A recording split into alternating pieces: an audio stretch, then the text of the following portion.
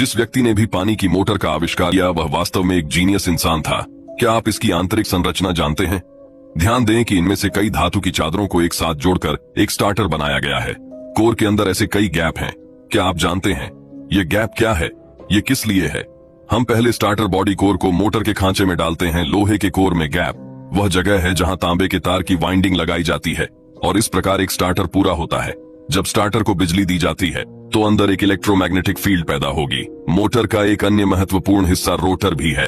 Rotor के लिए भी यही सच है कि रोटर भी कई धातु शीटों को एक साथ जोड़कर बनाया गया है। रोटर में एक शाफ्ट लगा होता है। शाफ्ट रोटर से होकर गुजरता है और बीच के गोल छेद में जाकर फंस जाता है। फिर धातु की कीलों को कई छोटे छेदों में डाल दिया जाता है। अब दोनों तरफ तांबे की प्लेटों से उसको जाम कर दिया जाता है। बियरिंग्स आमतौर पर शाफ्ट के दोनों किनारों पर लगाए जाते हैं।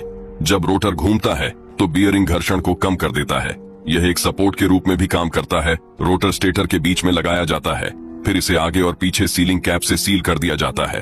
शाफ्ट का अगला भाग ड्राइव मशीनरी से जुड़ा होता है। पीछे एक पंखा लगाया जाता है। मशीन को नुकसान पहुंचने से रोकने के लिए पंखा घूमता है और ठंडा करने के लिए हवा लाता है।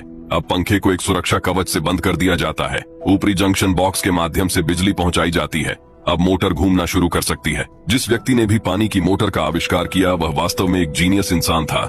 क्या आप इसकी आंतरिक संरचना जानते हैं? ध्यान दें कि इनमें से कई धातु की चादरों को एक साथ जोड़कर एक स्टार्टर बनाया गया है। कोर के अंदर ऐसे कई गैप हैं।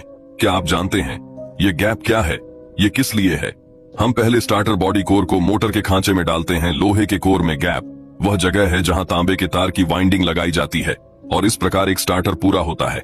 जब स्टार्टर को बिजली दी जाती है तो अंदर एक इलेक्ट्रोमैग्नेटिक फील्ड पैदा होगी। मोटर का एक अन्य महत्वपूर्ण हिस्सा रोटर भी है।